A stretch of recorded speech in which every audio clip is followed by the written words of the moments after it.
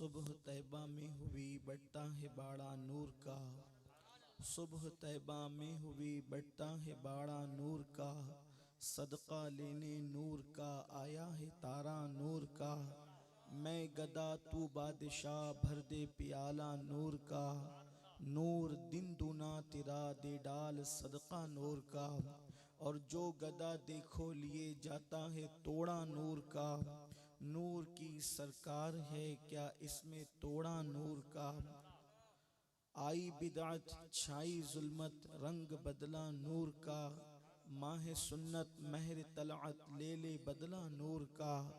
ये जो महरो माह पर इतलाक आता नूर का। वाह वाह वाह, भीख तेरे नाम की है इस्तिआरा नूर का। सुभान अल्लाह, और नूर बिनते नूर सुभान ज़ौजे अल्लाह, नूर उम्मे नूर नूर नूर बिनते नूर ज़ौजे नूर उम्मे नूर नूर नूरे मुतलक की कनीज अल्लाह रे लम्आ नूर का। सुभान अल्लाह, एक सीने तक मुशाबे एक वहाँ से पाँव तक।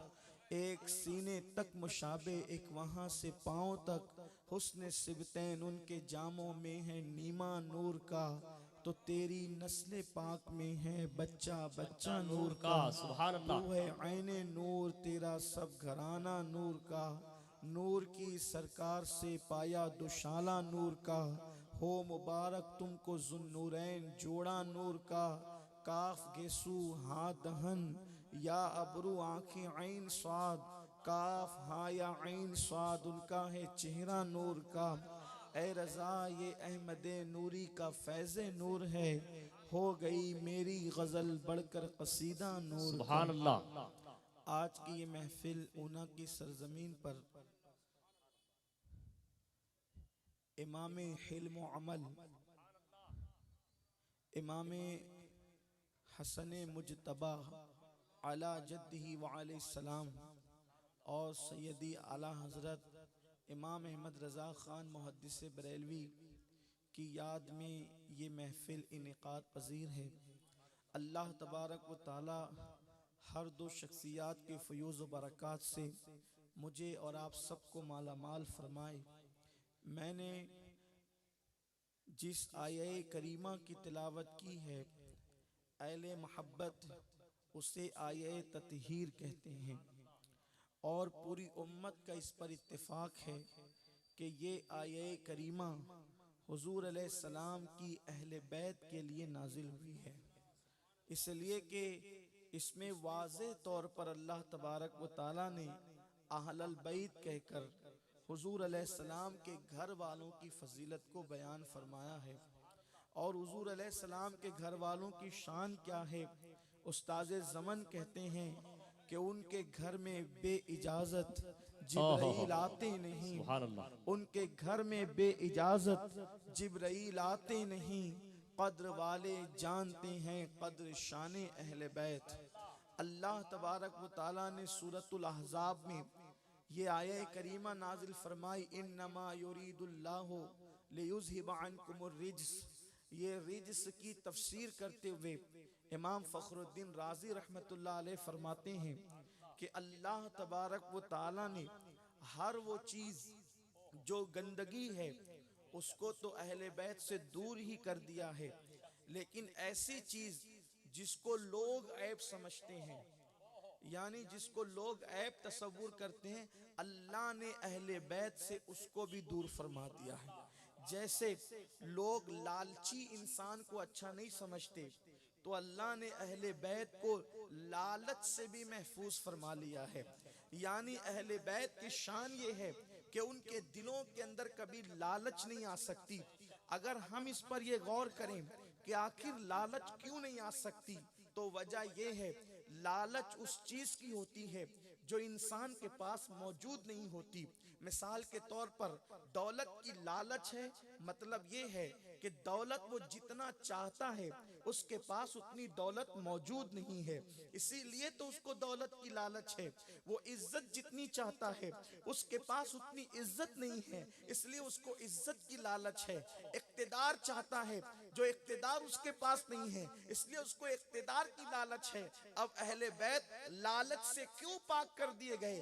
इसलिए कि दौलत इतनी दी गई है कि मार दें वाह, वाह, तो वाह, वाह। मिट्टी के ढेले सोने के हो सुभान जाएं। अल्लाह। और ये बात सिर्फ मैं नहीं कह रहा हूँ, मेरे प्यारे आका सल्लल्लाहु अलैहि वसल्लम के प्यारे दीवानों, ये गुलाम तो ये शान तो उनके गुलामों की है। हजरत सैयदना बाबा फरीदुद्दीन गंज शकर रदी अल्लाह ताला अन्हु, आप जानते हैं सिलसिले चिश्तिया के बड़े अजीम बुजुर्ग हैं, लेकिन इनका ताल्लुक खानदान अहले बैत से नसब के एतबार से नहीं है, इसलिए कि ये सैयदना फारूक आजम रदी अल्लाह ताला की औलाद हैं, लेकिन इनका ताल्लुक खानदान नबूवत के उस फर्द से है जिसे दुनिया कुतुबुद्दीन बख्तियार काकी के नाम से जानती है।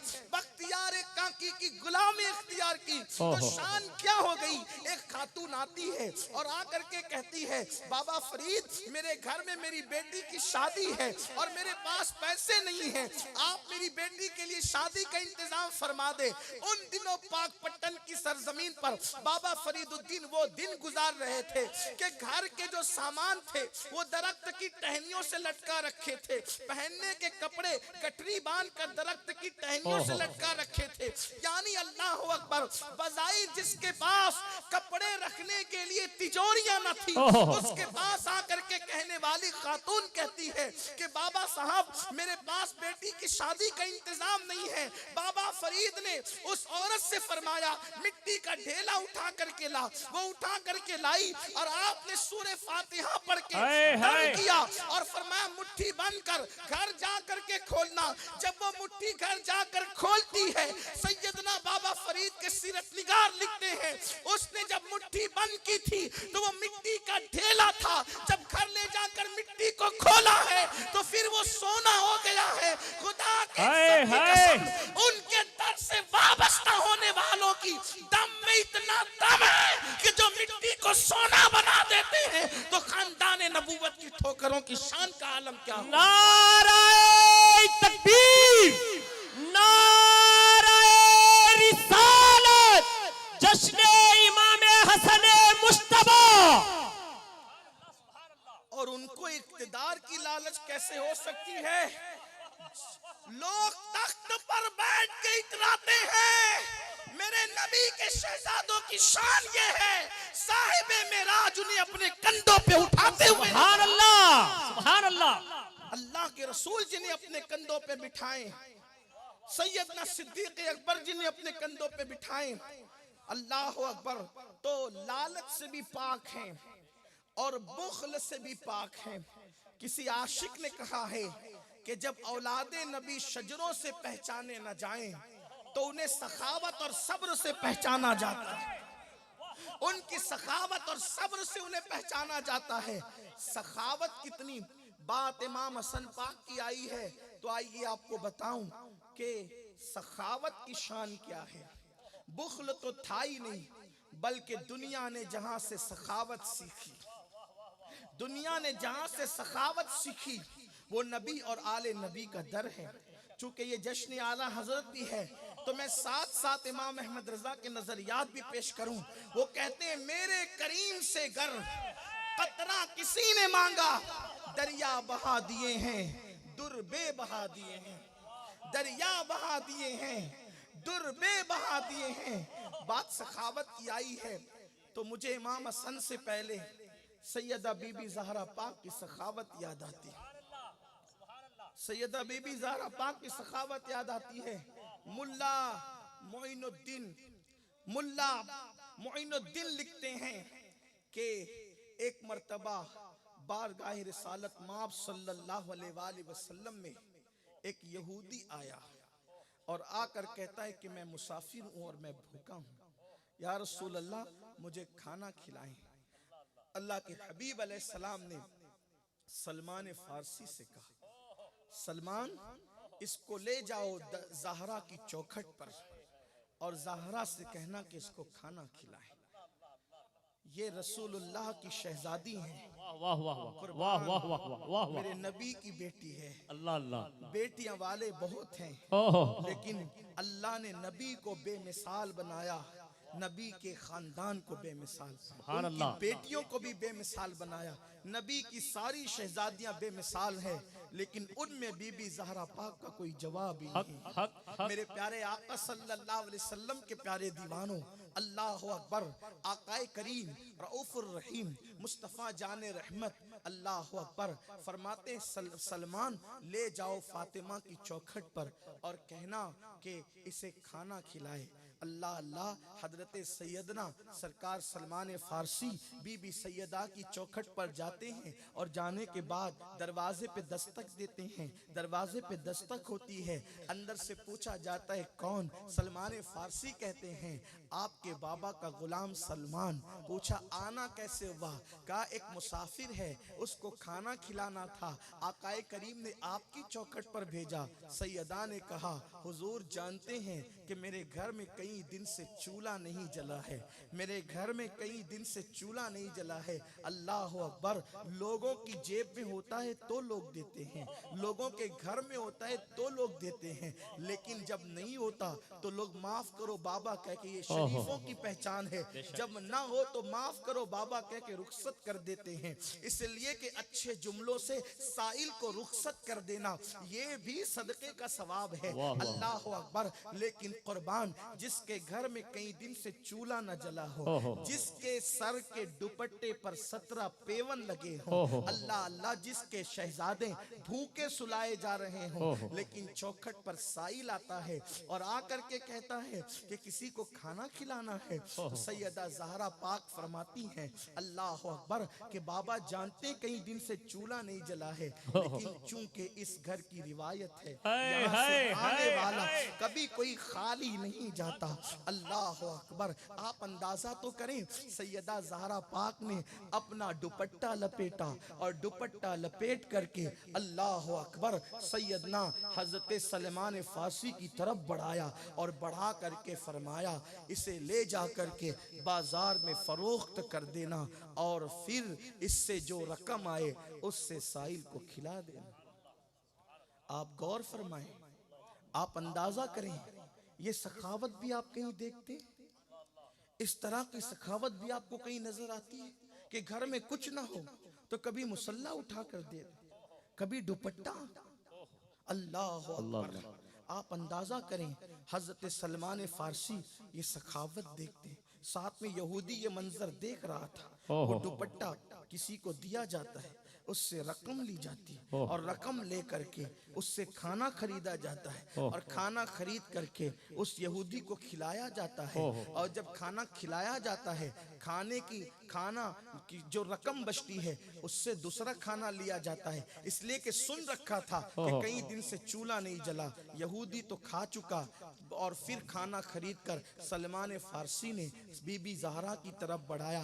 बीबी आपने कहा था कि कई दिन से चूल्हा नहीं जला, तो आप ये खाना ले लें। सैयदा ने कहा हमने वो दुपट्टे की रकम गरीब को, मुसाफिर को खिलाने के लिए दी थी और ये हमारे घर की रीत है, एक मर्तबा जो दे देते हैं वो वापस नहीं लिया करते। ले जाओ इसको भी तकसीम कर दो। अल्लाह अकबर। ये देखना था मंजर। अब वो यहूदी सलमान फारसी से कहता है मुझे तुम्हारे नबी की चौखट पर ले चलो। आका की बारगाह में गया, हाथ पर हाथ रख कर कहता है हुजूर ईमान लाना चाहता हूँ, इस्लाम की दौलत अता फरमाए। सलमान फारसी ने पूछा वजह क्या है, तो उस यहूदी ने बताया आसमानी किताबों में पढ़ा था कि सैयदुल अंबिया के घर वालों की सखावत का यही हाल होगा, उनके घर की सखावत का यही हाल होगा। आप अंदाजा फरमाएं मेरे आका सल्लल्लाहु अलैहि वसल्लम के दीवानों, यहूदियों को अता का ये हाल है तो गुलामों को अता का हाल क्या होगा। वैसे भी कुर्बान जाएं, अल्लाह जिन लोगों को जन्नत के लिए चुन लेता है उनके दिलों को अहले बैत की मोहब्बत के लिए मखसूस कर लेता है, क्योंकि मेरे नबी ने फरमाया मैंने अपनी बेटी फातिमा का नाम फातिमा इसलिए रखा है कि फातिमा पर भी जहन्नम की आग हराम है, फातिमा की औलाद पर भी जहन्नम की आग हराम है, और जिन दिलों में फातिमतुज़ ज़हरा की मोहब्बत है अल्लाह ने उन पर भी जहन्नम की आग को हराम। सुभान अल्लाह, सुभान अल्लाह। अंदाजा करें तो अर्ज ये कर रहा था कि हजरत इमाम हसन पाक, इमाम हसन वो हैं, इमाम हसन सैयदा फातिमतुज़ ज़हरा का पहला शहजादा। जब इनकी आमद हुई तो हुजूर अलैहिस्सलाम ने इनको भी घुट्टी अपनी जबान चुसा कर दी। इनके कानों में हुजूर अलैहिस्सलाम ने अजान पढ़ी और इनको अपनी गोद में लिया, सीने से लगाया। और अल्लाह के हबीब अक्सर फरमाते थे, हसन मेरे जैसा है, हसन का हुस्न मेरे जैसा। सरकार फरमाते, और बुखारी शरीफ की हदीस है, इमाम हसन चेहरे के एतबार से मुशाबे थे अल्लाह के रसूल, तस्वीर मुस्तफ़ा थे इमाम हसन मुजतबा, और सूरत भी उनकी हुजूर अलैहिस्सलाम के मुशाबे थी और सीरत भी हुजूर के मुशाबे थी। सुभान अल्लाह। इमाम हसन पाक तो कितने सखी थे। एक मर्तबा एक देहाती आया, बात उनकी सखावत की, एक देहाती आया और देहाती आकर के कहने लगा मैं बहुत परेशान हूँ, बस परेशान हूँ इतना कहा, आपने फौरन उठाकर 10,000 दीनार, लोग 10-20 रुपए नातखा को देते हैं तो इतराते हैं, यहाँ 10,000 दीनार, दीनार सोने के सिक्के को कहते हैं। उसने से इतना का मैं परेशान हूं, आपने 10,000 दीनार उसको दिए और फरमाया बाबा इतने ही हैं, इसलिए ये लेकर जाओ। उसने कहा मुझे हाजत तो पेश करने दो। फरमाया हमारे यहाँ हाजत पेश करने से पहले भीख अता कर दी जाती है। वाह वाह वाह वाह वाह, नाराए तकबीर, नाराए रिसालत, खानदान अहले बैत, नाराए हैदरी। कभी ऐसा न हुआ उनके करम के सदके हाथ के फैलने से पहले ना भीख आई हो। फरमाया हमारे यहाँ मांगने से पहले दिया जाता है। तो साहिल ने कहा ऐसा क्यों है? तो कहा ऐसा इसलिए है कि मांगने वाले की पेशानी को हम शर्मिंदगी से आलूदा नहीं देखना चाहते, इसलिए मांगने से पहले अता कर देते हैं। एक मर्तबा एक साइल आया, सखावत इमाम हसन की बात चली, एक साइल आया और उसने कहा इमाम हाजतमंद हूं। आपने उसको 1 लाख सोने के दीनार दिए और वो लेने वाला कमजोर था, तो चूंकि सोने के 1 लाख कुछ कम तो नहीं होते, उससे उठाया नहीं जा रहा था। आपने फरमाया 2 मजदूर लाओ। 2 मजदूर बुलाए गए। आपने फरमाया ये सामान उठाने का कितना लोगे? तो सामान उठाने की मजदूरी भी खुद ही अता फरमाई। वाह वाह वाह वाह वाह वाह, सामान उठाने की मजदूरी भी खुद ही अता फरमाई और फरमाया कि इसको इसके घर तक के पहुंचाओ। कुर्बान जाएं, अजनबियों के साथ सखावत का ये आलम है, तो हम लोग तो खाना जात गुलाम हैं, हमारे साथ सखावत का आलम क्या होगा? अल्लाह अकबर। मेरे प्यारे आका सल्लल्लाहु अलैहि वसल्लम के प्यारे दीवानों, इमाम हसन मुजतबा, सखावत और सब्र कैसा। एक मर्तबा इमाम हसन दिल में ख्याल आया, एक बार दिल में ख्याल आया कि नाना का मामा बांधते हैं सर पर। तो अल्लाह के रसूल अलैहिस्सलाम, कभी कभी इंसान के दिल में ख्याल आता है कि चलो आज कुछ थोड़ा सजते हैं। कभी कभी इंसान के दिल में ख्याल आता है, इसलिए इंसान कभी ऐसे ही कहीं चला जाता है, कभी सज धज के जाता है। और सजना धजना ये कोई ऐब नहीं है, बल्कि ये हुजूर अलैहिस्सलाम की सुभान अल्लाह, सुभान अल्लाह। उम्मुल मोमिनीन अम्मा आयशा फरमाती कि हुजूर घर से निकलते थे, अगर आईना मयस्सर नहीं होता तो पानी में देखकर हुजूर जीनत फरमाते थे। तो मैंने पूछा हुजूर आप भी जीनत करते हैं? हुजूर अलैहिस्सलाम फरमाते हैं कोई इस तरह संवर कर घर से निकल कर किसी मोमिन से मिलने जाए कि वो उसको देखकर खुश हो जाए, वो उसको देखकर खुश हो जाए, तो जाने वाले की और जिसके पास गया अल्लाह दोनों की मगफिरत फरमाए। सुभान अल्लाह। कुछ लोग गंदे संदे मलीछे बनकर रहते हैं, सोचते हैं इसी का नाम तकवा है।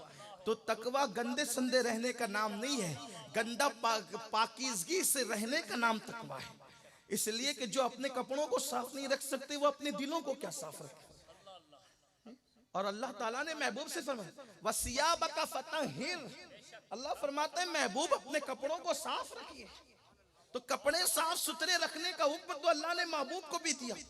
और जबकि महबूब की पाकीज़गी का हाल ये था कि सफर के गर्दो गुबार के बावजूद भी कभी मेरे नबी का लिबास मैला नहीं हुआ। हमारे नबी का लिबास मुबारक सफर के गर्दो गुबार के बावजूद भी कभी मैला नहीं हुआ। अल्लाह अकबर। इसीलिए फतावा आलमगीरी में ये मसला मौजूद है कि माज़ अल्लाह अगर कोई ये कह दे कि हुजूर के कपड़े मैले हो गए थे तो वो काफिर हो जाता है। वजह ये है कि हुजूर अलैहिस्सलाम के कपड़े लिबास मुबारक को मैला नहीं कह सकते। अल्लाह अकबर, इस कदर एहतियात का हुक्म दिया गया है। तो मेरे प्यारे आका सल्लल्लाहु अलैहि वसल्लम के प्यारे दीवानों, एक मर्तबा इमाम हसन पाक ने सोचा कि जरा जीनत करते हैं। कुछ लोग ऐसे होते हैं, कुदरत उन्हें बहुत खूबसूरत बनाती है, ये अल्लाह का इनाम है। और जिसे नबी के चेहरे के मुशाबे बनाया तो वो कितना खूबसूरत होगा। कहने वालों ने कहा रुख मुस्तफ़ा है वो आईना कि अब ऐसा दूसरा आईना न हमारी बज़्मे ख्याल में, न दुकाने आईना साज में।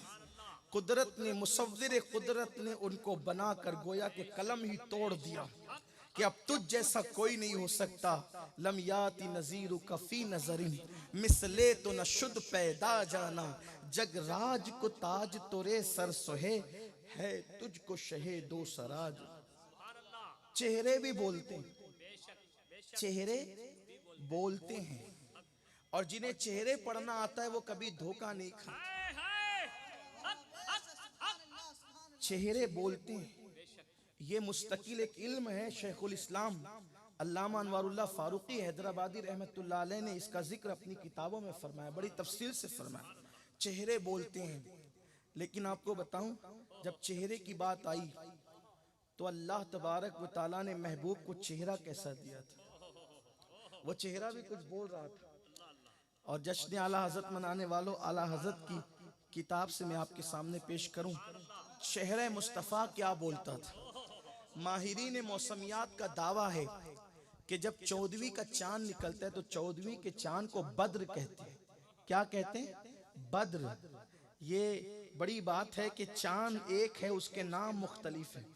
जब हिलाल कहेंगे तो वो पतला सा चांद होगा, है ना। जब कमर कहेंगे तो वो आम चांद होगा, और जब बद्र कामिल कहेंगे तो वो पूरा चांद होगा। तो हुजूर अलैहिस्सलाम के गुलामों, माहिरीन मौसमियात का कहना यह है कि जब चांद 14वीं का निकलता है तो उसके इर्द गिर्द सियाह बादलों का एक हल्का और हाला बनता है। तो उस हाले को देख करके माहिरीन मौसमियात कहते हैं कि जब बद्र कामिल 14वीं रात के चांद के इर्द गिर्द सियाह बादलों का हाला बने तो रहमत वाली बरसात होती है, फायदेमंद बरसात होती है, नुकसान नहीं होता उस बारिश में। अब आला हजरत माहिरीन मौसमियात की इस थेरी पर अपने नबी के चेहरे की शान यूं बयान करते हैं, लका बदरुन फिल वजहिल अजमल खत हाले माह जुल्फ अब्र अजल तोरे चंदन चंद्रो पुरो कुंडल रहमत की भरन बरसा जान। सुभान अल्लाह। कि हुजूर अलैहिस्सलाम का जो चेहरा था, जो हुजूर का चेहरा था, वो 14वीं रात के चांद की तरह था। हुजूर का चेहरा 14वीं रात के चांद की तरह गोल था, और जो दाढ़ी थी हुजूर की वो बादलों की तरह सियाह हाला बनी हुई थी। तो चांद के गिर्द जब हाला बनता है तो फिर बरसात रहमत ही की होती है। तो कहते हैं आपका चेहरा 14वीं रात के चांद की तरह है, आपकी दाढ़ी जो है वो सियाह हाले की तरह है, और आपकी जुल्फे अबरे करम की तरह है। तोरे चंदन चंद्रो पुरो कुंडल रहमत की भरन बरसा जा। सुभान अल्लाह। नाराए तकबीर, नाराए रिसालत, सरकार की आमद, इश्क मोहब्बत, इश्क मोहब्बत। वैसे भी माहिरीन नफ्सियात कहते हैं गोल चेहरे वाले बड़े बामुरव्वत होते हैं, गोल चेहरे वाले बड़े बामुरव्वत होते हैं, बड़े बावफा होते हैं। कुर्बान जाए अल्लाह ने महबूब का चेहरा गोल बना। किसी ने नात कही और नात में कहा कि हुजूर का चेहरा तो हिंदुस्तान की तलवार की तरह है। उसको कहा कि ऐसा ना कहा करो, इसलिए कि तलवारें तो लंबूतरी होती है। कहा यूं कहो कि हुजूर का चेहरा 14वीं रात के चांद की तरह। लेकिन ये तो सिर्फ कहने की बात है, ये तो सिर्फ कहने की बात है। वल्लाह चांद कह के भी हमारा जी नहीं भरता, इसलिए कि चांद की औकात क्या है। चांद चांद कैसे चमकता है, तो इमाम अहले सुन्नत कहते हैं नूर की खैरात लेने दौड़ते हैं महरुमा, उठती है कि शान से गर्दे सवारी वाह। आपकी जब सवारी चलती है तो उससे जो गर्द उठती है तो चांद और सूरज आकर के दामन फैलाकर खड़े होते हैं, और वो धूल मिलती है तो चांद और सूरज को चमकने का शऊर नसीब होता है। नारे तकबीर, नारे रिसालत, सरकार की आमद। ये तो सिर्फ कहने कहलाने की बात है, ये तो सिर्फ तशबीह और इस्तिआरे की बात है, लेकिन अल्लाह अकबर। और बल्कि एक मकाम पे कहते हैं ये जो महरो माह पर इतलाक आता नूर का, भीख तेरे नाम की है इस्तिआरा नूर का। तो इमाम हसन पाक ने एक दिन सोचा कि मैं आज कुछ जीनत करूं। और जीनत कैसे? हम जीनतें करते हैं तो साबुन से मुंह धोते हैं, हम जीनतें करते हैं तो फेस वॉश का इस्तेमाल करते हैं। कोई मना नहीं, अगर उसमें नाजायज अशिया ना मिली हो तो कोई मना भी नहीं है, अच्छी चीज है। लेकिन इमाम हसन मुजतबा ने अपने नाना का मामा बांधा और बाबा की जुल्फिकार हाथ में ली, और पटका अपने चचा हजरत जाफर तैयार का, हजरत जाफर तैयार का पटका, और इस शान से निकले ढाल अमीर हमजा की हाथ में लेकर 500 मदनी गुलाम, मदीने वाले नौजवान इमाम हसन के पीछे। जरा सोचो तो सही, जहरा का लाल चांद सा चेहरा लेकर जब जमीन मदीना पे चलता होगा तो कैसा लगता होगा? ऐसा लगता होगा जैसे आसमान का चांद जमीन पे उतर आया हो, या यूं लगता हो अर्श फर्श पर आ गया हो।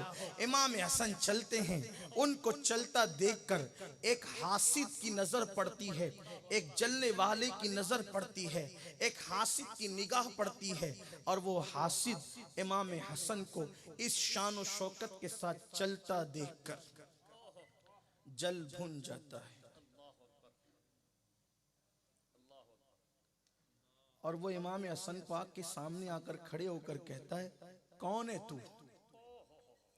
इस लहजे में गुफ्तगू की जा, कौन है तू? अल्लाह ताला कुरान में फरमाते हैं हम जिन्हें नेमत देते हैं लोग उनसे हसद करते हैं। इस आयत की तफसीर में इमाम जाफर सादिक फरमाते हैं नेमत देते हैं लोग जिनसे हसद करते हैं नेमत पाने वालों से। वो नेमत पाने वाले कौन है? वो हम अहले बैत हैं। इमाम जाफर सादिक कहते हैं वो हम अहले बैत है, इसीलिए लोग हमसे हसद करते हैं। इमाम जाफर सादिक का कौल है, आप उठा करके तफसीर देखें। अल्लाह अकबर।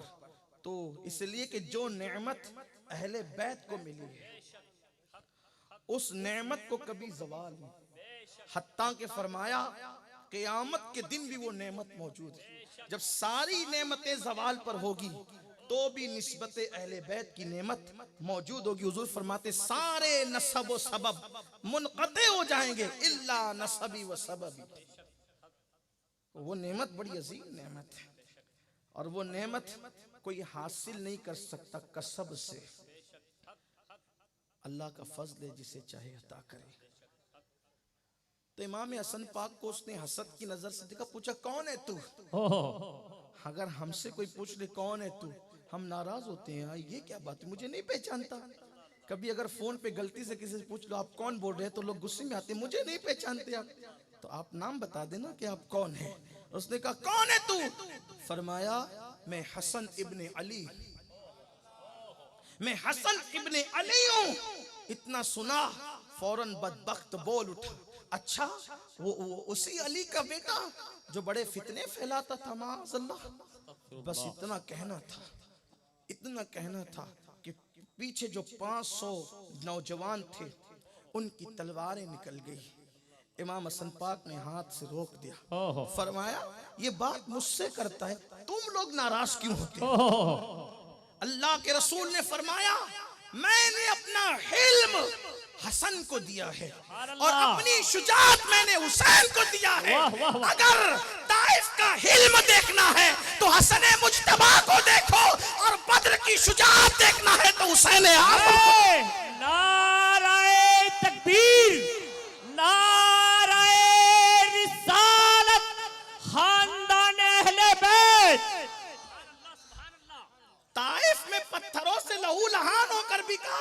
है कि मैं रहमत बनाकर भेजूं। और हुनैन में तलवार उठाकर कहा जाता है कि मैं अब्दुल मुत्तलिब का बेटा और मैं सच्चा नबी हूं। और दुलदुल पर हुजूर अलैहिस्सलाम जो है वो मौलाए कायनात फरमाते हैं, जब लोगों के कदम उखड़ गए तो मैं देख रहा था कि अल्लाह के रसूल आगे बढ़ रहे और कुर्बान उनकी तलवार की शान क्या होगी। रिवायत में तो बस इतना आता है कि हुजूर ने दुश्मनों के मुंह फेरने के लिए जो है वो झुक करके कंकरियां उठाई या कुछ खाक उठाई और उठा करके दुश्मन की तरफ मुट्ठी भर करके फेंका तो हजारों दुश्मन मुंतशिर हो गए। कुरान उसकी मंजर कशी यूं करता है, वमा रमैता इद रमैता वलाकिन्नल्लाह रमा। प्यारे ये कंकरी तूने नहीं फेंकी, हाथ तेरे थे, फेंकना हमारा था। सुभान अल्लाह, सुभान अल्लाह। जिसकी चंद कंकरियों की शान ये हो, उस नबी की शुजाअत का हाल क्या होगा। तो इमाम हसन पाक ने हुआ बात मुझसे कर रहे हैं, तुम लोग नाराज क्यों होते हो, तुम लोग रुको। और फिर अब अली का बेटा बोलता है, ऐ शख्स तू मेरे अब्बू को गाली क्यों दे रहा है, तू मेरे अब्बू को गाली क्यों दे रहा है। मुझे मेरा हुस्न ज़न कहता है कि तू मेरे अब्बू को गाली शौक से नहीं देता, बल्कि शायद किसी टेंशन की वजह से देता है। कहीं ऐसा तो नहीं कि किसी से तूने कर्जा लिया और कर्जे को लौटा न सका, कर्जदार तेरे घर पे आके जिग करके गया और तू उसका गुस्सा उसको पे नहीं उतार सका, तो तू वो गुस्सा मेरे अब्बू पे उतार रहा है। बता तेरा कर्जा कितना है ताकि वो कर्जा मैं अदा कर दूं। उसने कहा ऐसा नहीं है। फरमाया शायद तेरी बीवी से तेरा झगड़ा हो गया है और तेरी बीवी ने तुझे बातें सुनाई है और तू अपनी बीवी को जवाब नहीं दे सका, तो बीवी का गुस्सा तू मेरे अब्बू पे उतार रहा है। चल मैं तेरी बीवी के साथ तेरी सुलह करा देता हूँ। उसने कहा ऐसा भी नहीं है। फरमाया शायद तू भूखा है, तुझे खाना नहीं मिला है और तू खाना न मिलने की वजह से भूख के टेंशन में मेरे अब्बू को बोल रहा है चल मेरे घर चल के दस्तरखान मौजूद है, मैं तुझे खाना खिला देता हूँ। इतना सुनना था वो कदम पकड़ के गिर जाता है और कहता है इब्ने रसूल कहलाने का हक किसी को है तो वो हसन इब्ने अली को। सुभान अल्लाह। नारे तकबीर, नारे रिसालत, नारे हैदरी, जश्ने इमामे हसन मुश्तबा। ये इमाम हसन पाक की शान है। इमाम हसन पाक ने बहुत सब्र से जिंदगी गुजारी, बहुत साबिर थे, बड़ा सब्र था। इसीलिए आपने हर मकाम पे सब्र का इजहार फरमाया। आप मस्जिद नबी में बैठे होते थे और मस्जिद नबी के मिंबर पर बैठ करके खतीबे वक्त मौलाए कायनात को गालियां देता। मिंबर मस्जिद नबी के मिंबर पर अली पाक को गालियां दी।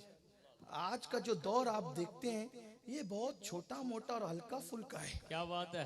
हक हक। मस्जिद नबी के दौर, मस्जिद नबी के मिंबर पर मरवान जैसा शख्स हजरत मौला अली पाक को गाली देता और दोनों शहजादे मस्जिद में मौजूद होते और मानने वालों को ठंडा करते थे, छोड़ दो। एक मर्तबा मरवान गाली देते देते थका तो एक शख्स को पैसे दिए और पैसे देके कहा कि हसन के घर पे जाओ, उनको उनके अब्बा को गालियां दो। पैसे देके कहा कि जाके गालियां दो। वो आया और उसने गालियां दी। जब गालियां दी तो इमाम हसन पाक ने कहा कि मरवान क्या चाहता है कि मैं गाली के मुकाबले में गाली दूंगा? कि मैं गाली के मुकाबले, हम गाली देने वाले नहीं है, इसलिए कि अंदर जो होता है वही बाहर निकलता है। जो अंदर होता है भाई, धक्का आपको लगा है, धक्का आपको लगा है। आपके हाथ में चाय का कटोरा है, दूध का कटोरा है, शरबत का कटोरा है, बोलो छलकेगा क्या? छलकेगा क्या? जो कटोरे में होगा वही छलकेगा। तो पहचानने का तरीका ये, धक्का देकर देखो छलकता क्या है, जो अंदर होगा वही छलकेगा। हसन मुज्तबा को गालियां दी गई। फरमाया मरवान क्या समझता है कि मैं गाली के मुकाबले में गाली दूंगा? वल्लाह ना हरगिज नहीं हो सकता। हम गाली देने वाले लोग नहीं है, लेकिन मरवान से जाके कह देना कि गाली देने वालों, एक दिन कयामत है। अगर तुम सच्चे हो तो तुम्हें अजर मिलेगा, और अगर तुम झूठे हो तो खुदा की पकड़ बड़ी सख्त है। हमें उस दिन का इंतजार हो। ये सब्र है। बाप को गाली सुनकर ये बात कौन कहता है? बाप को गाली दी जा रही है। बाप को गाली एक शख्स आता है घर पे आकर गाली देता है। इमाम हसन पाक फरमाते हैं घर वालों से कुछ है घर में? कहा कि हाँ कुछ सिक्के। कहा उठा के उसको दे दो। कहा वो तो गाली दे रहा है। कहा दे दो ना, दे दो। कहा क्यों दे दो? कहा खुदा फरमाता है इन्नल्लाह मास्साबिरीन। गाली दिया तो हमें सब्र का मौका मिला, और सब्र का मौका मिला तो इसकी वजह से अजर मिला, तो इसे दे नहीं तो फिर क्या करें? ऐसे होते हैं मोहम्मद के घराने, ऐसे होते हैं मोहम्मद के घराने वाले। ये इमाम हसन पाक की शान है। और फिर शायद इसी हिल्म का नतीजा था कि लोग बेबाक हो रहे थे, और बेबाकी फिर यहां तक पहुंची कि इमाम हसन मुजतबा मदीने मुनव्वरा में अपनी जिंदगी को गुजारते हैं, और इमाम हसन पाक को कबो बेश 7 मरतबा जहर दिया जाता है। 7 खत्म हो जाता है। चंद मरतबा जब जहर दिया गया तो आपने इमाम हुसैन से कहा कि भाई मुझे कोई जहर दे रहा है और उसका असर मुझ पे चंद बार जाहिर हुआ। तो इमाम हुसैन ने फरमाया आप एक काम करें, कुछ दिन के लिए मदीने मुनव्वरा से आप निकल जाएं और मदीने शरीफ के मुज़ाफ़ात में कुछ दिन आप गुजारें, थोड़ा आपकी तबीयत ठीक होगी। तो बदबख्तों ने क्या किया, एक शख्स अंधा बनकर, अंधा था नहीं लेकिन अंधा बनकर, उसने लकड़ी लेकर चलना, उसको पता चला कि आप मदीने मुनव्वरा के मुज़ाफ़ात में गए हैं, तो लकड़ी लेकर उसने चलना शुरू किया। इमाम हुसैन भी साथ में थे और भी साथ में लोग थे इमाम हसन पाक के साथ। और उसने जो लकड़ी के नीचे का हिस्सा होता है उसको क्या कहते हैं, जो नीचे का हिस्सा होता है वो लोहे का होता है, वो नोकदार होता है, उसको जहर से बुझा दिया। और मुज़ाफ़ात में जब आप थे तो लोग वहाँ के आसपास के देहात के लोग मिलने के लिए आ रहे थे। ये भी आया अंधा बन के, अंधा था नहीं, अंधा बन करके आया, और उसने क्या किया, यूं लकड़ी रखी और लकड़ी इमाम हसन के पैर पे रख के जोर से चुभो दी। इमाम हसन मुश्तबा की चीख निकल गई, और लेकिन चीख निकली तो इमाम हुसैन ने कहा क्या हुआ? फरमाया कि लकड़ी की नोक जो है मुझे चुभो दी गई। तो आपने फरमाया इमाम हुसैन ने मैं इसका सर उड़ा दूंगा। फरमाया नहीं, ये अंधा तो नहीं है, अंधा बना है, ये अंधा नहीं है, अंधा बना है, लेकिन इंतकाम हम नहीं लेंगे, इसलिए कि आप इंतकाम लेंगे तो अपनी हैसियत के मुताबिक लेंगे, और जब कुदरत इंतकाम लेगी तो अपनी शान के मुताबिक लेगी। इसे छोड़ दो, अगर ये अंधा बनकर आए तो इसे छोड़ दो। फिर इमाम हसन पाक, चूंकि वो जहर था, जहर में बुझा हुआ डंडा था, जब वो गया तो वो कारी जख्म हो गया, आपके पैर में भी तकलीफ हुई। इमाम अबू इसाक अस्फराइनी ने इसको बहुत तफसील से लिखा है। फिर उसके बाद उस पर भी बस नहीं किया, फिर वहां से भी रोते हुए इमाम हसन निकले कि हम तो देहात में मुज़ाफ़ात में आए थे कि तबीयत ठीक हो जाए, लेकिन यहाँ भी लोगों ने हमारे साथ इस तरह किया। इमाम हसन पाक को बड़ी अजियतें दी गई, बड़ी किताबों में लिखा है। इमाम हसन पाक ने जब सुलह फरमाई तो इमाम हसन पाक के चेहरे पे लोगों ने तमाचे मारे। इमाम हसन, आप गौर करें कि हम जिन सदमों का तसव्वुर नहीं कर सकते वो सदमे इन लोगों को दिए गए, जिनके नाम पे आप महफिलें सजाते, इन्हें बड़े दुख दिए गए, लेकिन इन दुखों को इन्होंने बड़ी खंदा पेशानी से झेला है, सब्र किया, चेहरे पे तमाचे मारे गए। और जब नमाज पढ़ाने के लिए मुसल्ले पे खड़े हुए इमाम हसन, तो पैरों के नीचे से मुसल्ला खींच लिया और फरमाया कि आप इमामत के काबिल नहीं हो, आप नमाज पढ़ाने के काबिल नहीं हो। आप अंदाजा तो करें, मस्जिद के एक आम इमाम को कोई ये बात कहे तो उसके दिल पे क्या गुजरती है। वो शख्स जो इमाम था अपने वक्त का, वो इमाम था अपने वक्त का इमाम, वक्त का कुतुबुल अख्ताब, अपने जमाने का कुतुबुल अख्ताब। अरे इमाम हसन की कुतुबियत को मैं किस नाम से याद करूं, जिसके बेटे को गौसे आजम सरकार गौसुल आजम दस्तगीर पीर रज़ी अल्लाह ताला अन्हु ने सारी जिंदगी, सरकार गौसुल आजम दस्तगीर ने सारी जिंदगी अपने नसब का कभी इजहार नहीं फरमाया, लेकिन जब आपने अपनी शान बयान की तो बस इतना कहा, अनल हसनी वल मुख्दा मकामी, कि मैं हसन का बेटा हूं, अल्लाह ने मुझे इतना बुलंद मकाम अता फरमाया।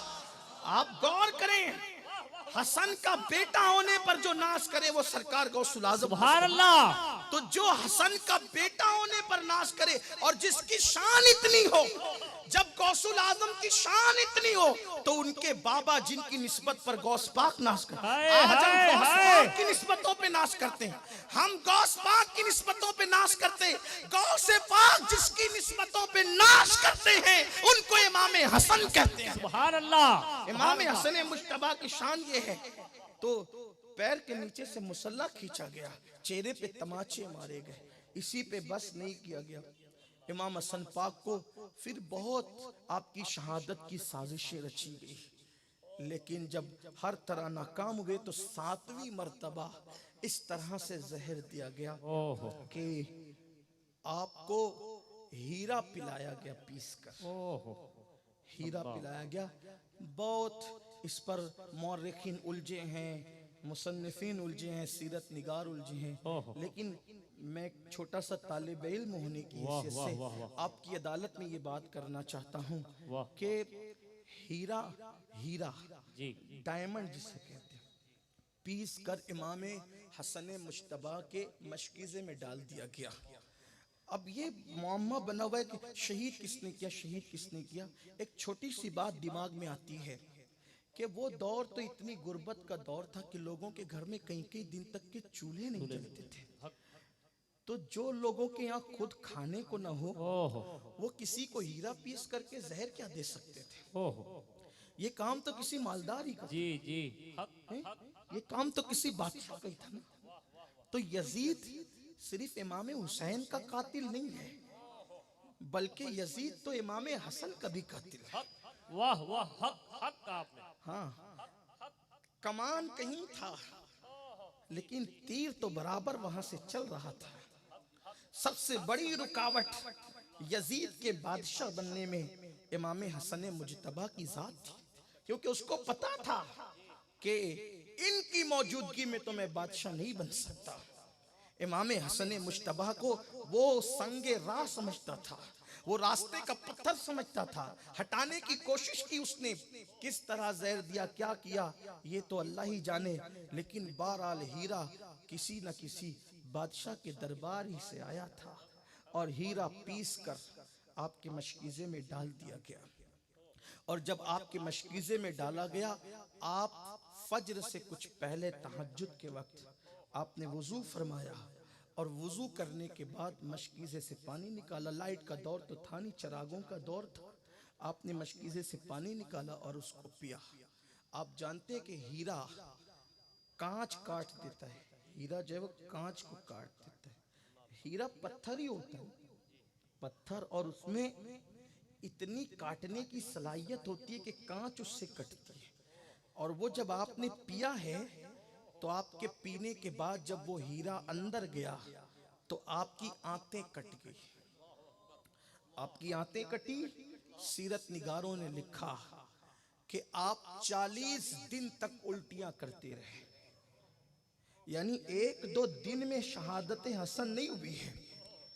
मैं अपनी कौम से सिर्फ ये बात कहना चाहता हूं, बहुत सब्र का पैगाम दिया है अहले बैत ने। कभी कभी हमारी महफिलों में ये बात कही जाती है कि इमाम हुसैन की शहादत बड़ी दर्दनाक थी। बेशक दर्दनाक थी, लेकिन इमाम हसन की शहादत भी कोई कम नहीं थी। अगर हम कभी दूध पीते हैं, दूध, और उस दूध पीने के बाद जब हमें दूध की उल्टी होती, मैं समझता हूं कि ग़िज़ा के मामले में सबसे खूबसूरत और लजीज गिज़ा और सबसे हल्की गिज़ा दूध है। जब मरीज को सब बंद कर देते हैं तो दूध की इजाज़त दी जाती है कि इसको दूध पिलाते रहना। बल्कि इंसान जब कुछ खाने के काबिल नहीं होता पैदा होने के बाद तो उसे दूध पिलाया जाता है। लेकिन जब दूध की उल्टी, कोई दूध पीने के बाद उल्टी करता है तो आप गौर करना कि जब दूध की उल्टी होती है तो ऐसा लगता है कि जैसे हमारे हलक में सांस अटक गई हो, आंखें लाल हो जाती है दूध की उल्टी जब होती है। जब दूध की उल्टी इतनी तकलीफ से होती है कि कलेजा मुंह को आता है तो वो हसन मुजतबा अला जद्दी वाले सलाम, जिसे दूध की उल्टियां नहीं हुई बल्कि जब आते कटी है हीरे की कनी से, तो इमाम हसन पाक को आते कट कट के उल्टी के जरिए से गिरती थी और पाखाने के जरिए से भी आते कट कट के गिरती थी। 40 दिन तक ये हाल था, 1-2 दिन नहीं 40 दिन। इमाम हुसैन ने कहा, भाईजान आपको क्या हो गया? कहा कि किसी ने ऐसा जहर दिया है, अब मैं ज्यादा दिन तक नहीं रहूंगा, इसलिए कि मैंने ख्वाब देखा था कि मेरी पेशानी पर कुल हु अल्लाह शरीफ लिखी हुई है। जब घर वालों को बताया तो घर वाले खुश हुए, लेकिन सैयदना सईद इब्न मुसय्यब को जब बताया तो फरमाया कि बहुत दिन तक अब इमाम हसन दुनिया में नहीं रहेंगे। और इमाम हसन पाक जब उल्टियों के अंदर आते कट के गिरती थी तो चेहरा आपका हरा हो गया था। इमाम हुसैन कहते थे, भाई बताना आपको किसने जहर दिया? हिल्म देखें, सब्र देखें। फरमाते अगर वही है जिस पर मेरा गुमान है, जिसने मुझे जहर दिया, अगर वही है जिस पर मेरा गुमान है तो अल्लाह बड़ा इंतकाम लेने वाला है। और अगर वो नहीं है जिस पर मेरा गुमान है तो सिर्फ गुमान की बुनियाद पर किसी को कत्ल कर देना, इसको मैं मुनासिब नहीं समझता। और फरमाया जब आप शहादत के करीब थे कुर्बान, जब आपकी शहादत के मुतालिक बताया जाता है कि आपकी शहादत या तो 28 सफ़र को हुई या तो 5 रबीउल अव्वल शरीफ को हुई। तो अगर इसके हिसाब से 40 दिन का अंदाज़ा आप ले लें तो जहर खिलाने का महीना भी माह मुहर्रम ही करार पाता है। अगर आप 40 दिन पीछे चले जाएं तो माह मुहर्रम ही करार पाता है। यानी कि इमाम हुसैन की शहादत भी माह मुहर्रम को हुई और शहादत का आगाज़ इमाम हसन की वो भी माह मुहर्रम ही से हुआ। हज़रत इमाम ज़ैनुल आबिदीन की शहादत भी माह मुहर्रम में हुई। और आप देखें शहादत का एक सिलसिला है, मौला अली की शहादत, इमाम हसन की शहादत, इमाम हुसैन की शहादत, इमाम ज़ैनुल आबिदीन को जहर दिया, इमाम जाफ़र सादिक को जहर दिया, इमाम मूसा काज़िम को जहर, इमाम अली रज़ा को जहर। छोड़ा किसको? खानदान नबूवत को यूं शहीद किया। किस लिए? जब इमाम मूसा काज़िम को हथकड़ियाँ पहनाकर और पैर में बेड़ियाँ डालकर मदीने मुनव्वरा से पैदल खींचते हुए बगदाद तक लाया गया तो बादशाह से किसी ने पूछा कि तुम इनके साथ ये करते क्यों हो? क्या तुम पर तो ये बात बिल्कुल आया है कि नबी की औलाद है? कहा हमारा तख्त बचाने के लिए हमें ये करना जरूरी है। अगर हम अपना तख्त बचाना चाहते तो इन्हें खत्म करना होगा, वरना हम अपना तख्त नहीं बचा सकते। इसलिए कि बहरहाल अवाम के कुलूब इनकी तरफ। अहले बैत की खुसूसियत है ये कि जैसे मक्खियां छत्ते की तरफ लौटती हैं, जैसे तितलियां फूल की तरफ लौटती हैं, वैसे अहले ईमान रुजू करते हैं अहले बैत की। सुभान अल्लाह। हर दौर में अहले बैत मरकज़ अकीदत रहे हैं, महवर अकीदत रहे हैं। इंसान अगर खानदान नबुव्वत का फर्द जंगल में गया है तो जंगल भी आबाद हो गया। सुभान अल्लाह, सुभान अल्लाह। ये खुसूसियत है अहले बैत की कि खुदा ने मोमिनों के दिल अहले बैत की तरफ माइल कर दी। मोमिनों के दिल अहले बैत की तरफ माइल कर दी और जो उठा अहले बैत का मुहाफिज बनकर उन लोगों को भी शहीद कर दी। इमाम आज़म अबू हनीफा की शहादत की वजह क्या बनी? इमाम आज़म अबू हनीफा ने हजरत नफ्से ज़किया हसनी को 40,000 दीनार दिए थे और बादशाह के खिलाफ जिहाद का फतवा दिया था और साथ में खत लिखा था हजरत नफ्स ज़किया को कि अगर मेरे पास लोगों की अमानतें नहीं होती तो मैं 80 साल की उम्र में भी आपके साथ आता और आपका साथ देता। तो जब ये खत की इत्तला बादशाह को हुई तो उसने इमाम आजम अबू हनीफा को जेल में डाल दिया और इमाम आजम को भी जहर दे दिया गया। यानी सिर्फ अहले बैत को नहीं, अहले बैत के दिफा में जो खड़े हुए हैं उन लोगों के साथ भी ये सलूक किया गया, सिर्फ इसलिए ताकि इक़्तिदार कायम रहे, हुकूमतें कायम रहे। बड़ी दर्दनाक दास्तान है, बड़ी दर्दनाक दास्तान है। जब इमाम हसन पाक की शहादत का वक्त करीब आया तो आपने सैयदा ज़ैनब को बुला करके कहा, ज़ैनब मेरी बहन, मैं तुम्हें वसीयत करता हूँ कि तुम सब्र करना, तुम्हें बहुत दुख सहने हैं। मैं तो दुनिया से जा रहा हूँ, लेकिन मेरा भाई हुसैन जब करबला में शहीद होगा तो उस वक्त तुमने उनका साथ नहीं छोड़ना, तुमने उनके साथ रहना है। अपने बेटे इमाम कासिम को बुलाया, इमाम कासिम को बुला करके एक तहरीर लिखी और फरमाया बेटा जब बहुत मुसीबत में रहना तो उस वक्त इसको खोल करके पढ़ना। इमाम हुसैन को सीने से लगाया और इमाम हुसैन पाक को सीने से लगा करके फरमाया कि मैं ऐसे अम्र में दाखिल हो रहा हूँ, इससे पहले मैंने ऐसा अम्र नहीं देखा। मेरी निगाहें उन्हें देख रही है, इससे पहले मैंने ऐसी हस्तियों को नहीं देखा। मेरा इंतज़ार कर रही है मेरी अम्मी फ़ातिमा, मेरे बाबा अली, मेरे दादा हमज़ा, मेरे चचा जाफ़र तैयार, इस तरह से नाना जान इंतज़ार कर रहे हैं। और रोते हुए फरमाया हुसैन करबला में इस्तिकामत का मुजाहरा करना, हमें अफसोस है कि जब तुम अकेले होंगे तब हम मौजूद नहीं रहेंगे। ये कहते हुए आपने कलमा शरीफ पढ़ा और कलमा शरीफ पढ़ते हुए आपने आंखें बंद करते हुए इतना फरमाया कि मैंने उम्मुल मोमिनीन अम्मा आयशा सिद्दीक़ा से इजाज़त ले ली है कि जब मेरा इंतकाल हो जाए तो मुझे नाना के कदमों में दफन कर। मेरी तमन्ना है कि मुझे नाना जान के कदमों में दफन कर देना, लेकिन अगर लोग साजिश और सोरिश करें तो फिर मुझे बकी शरीफ में ले जा कर के अम्मी के कदमों में दफन कर देना। यानी एहसास था कि दौर ऐसा आ गया है कि लोगों के दिल में अहले बैत का बुग़्ज़ इतना भर गया है कि ये उस नाना के कदमों में नवासे को दफन नहीं होने देंगे जो नाना कभी पेशानी चूमते थे, कभी मुंह चूमते थे, कभी कंधों पे बिठाते। तो आपने फौरन एक ऑप्शन भी दिया, कहा कि मैंने इजाजत तो उम्मुल मोमिनीन से ले ली। उम्मुल मोमिनीन ने क्या प्यारा जवाब दिया था जब इजाजत तलब की गई थी। सैयदा आयशा सिद्दीक़ा ने कहा था उनसे ज्यादा उनके नाना के कदमों में दफन होने का हकदार कौन? सैयदा आयशा सिद्दीक़ा के जुमले थे। और बल्कि ये भी कहा था कि मेरी तमन्ना थी कि मैं जो है वो हुजूर के कदमों में दफन हो जाऊं, लेकिन मैं अपने आप पर हसन को तरजीह देती हूं कि मैं इजाज़त देती हूं। और फिर उसके बाद इमाम हसन मुजतबा की शहादत एक रिवायत के मुताबिक 28 सफ़र और एक रिवायत के मुताबिक 5 रबीउल अव्वल को हो गई। बात आगे बढ़ाने से पहले ये बात मैं आपसे ज़रूर कहूँगा, छठी और 11वीं मनाने वालों, क्या कभी आप इमाम हसन का भी दिन मनाते? जिन्होंने इतने दुख सहे तुम्हारी खातिर, क्या वो इस काबिल भी ना रहे कि तुम्हारे पीर का तो उर्स हो और इमाम हसन पाक का दिन गुजर जाए तुम्हारे बच्चों को खबर भी ना हो? यही हक था अहले बैत का। हुजूर अलैहिस्सलाम बार बार कहते थे उज़क्किरुकुमुल्लाह फी अहलि बैती, उज़क्किरुकुमुल्लाह फी अहलि बैती, मेरी अहले बैत के बारे में अल्लाह से डरते रहना, उनका हक अदा करते रहना। यही हक था, यही हक था।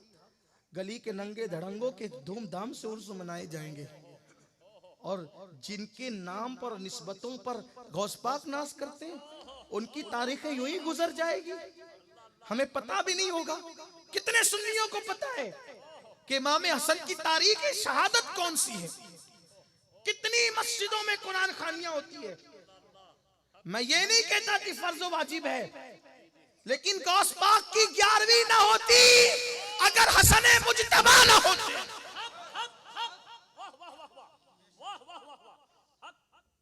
हम 11वीं वाले अल्हम्दुलिल्लाह, मैं तहदीस नेमत के लिए कहता हूँ, हम हर महीने 11वीं करते अल्हम्दुलिल्लाह, हर महीना छठी करते अल्हम्दुलिल्लाह, करते करते रहेंगे। गरीब नवाज का हम पैसा नहीं, मैं मना नहीं कर रहा हूँ, लेकिन इस पर भी तो तवज्जो हो। हमने महफिलें सबकी सजाई, हसन मुश्तबा की महफिल आप कितनी सजाते, हसन पाक की महफिल कितनी सजाते हो। खुदा की कसम हम इमाम हुसैन को भी मानते हैं, और अल्लाह की इज्जत की कसम हमारे ईमान की कसौटी है हुसैन पाक। लेकिन हुसैन पाक के 10 जलसे करने वालों, इमाम हसन का एक तो करो, इसलिए कि अगर इमाम हुसैन से इसलिए प्यार है कि वो फातिमा के बेटे हैं, तो हुसैन पाक से पहले इमाम हसन फातिमा के बेटे हैं, अली पाक के बेटे इमाम हुसैन से पहले हसन पाक हैं। अल्लाह अकबर, सबसे इमाम हुसैन से पहले जिसने सैयदा फातिमा की गोद इख्तियार की है वो इमाम हसन मुश्तबा है। इमाम हुसैन से पहले जो नबी की गोद में आया है वो इमाम हसन मुश्तबा है। इमाम हुसैन से पहले जिसके कान में नबी ने आवाज दी, अजान दी है, वो इमाम हसन मुश्तबा है। और इमाम हुसैन के पीर को इमाम हसन मुश्तबा कहते हैं। अल्लाह, नाराए तकबीर, नाराए रिसालत, जश्न इमाम हसन मुश्तबा। इमाम हसन कहते थे, इमाम हुसैन कहते थे कि हसन मेरा इमाम है, इमाम ही वो मेरा इमाम। हुसैन ने जिसको अपना इमाम कहा है वो हसन मुज्तबा है। आज उनका जिक्र नहीं, उनका तस्करा नहीं, उनकी तारीफ, उनके बारे में कोई हदीसें कम है वो उसे भी बयान करना जरूरी है। हसन पाक को क्यों छुपा दिया गया? हसन पाक को क्यों छुपा? कहीं साजिश तो नहीं है, कहीं साजिश तो नहीं है? हसन पाक को क्यों छुपा दिया? हसन पाक को न छुपाओ, इसलिए कि हसन पाक ही तफरीक का जरिया है, फर्क का जरिया है। गुस्ताख सहाबा और मुहिब्बान सहाबा के दरमियान फर्क करने वाली जात इमाम हसन मुज्तबा। इमाम हसन पाक को लोग क्यों छुपाते हैं? इमाम हसन मुज्तबा वो है, रसूलुल्लाह ने फरमाया कि अल हसन वल हुसैन सैयदा शबाबी अहलिल जन्नह।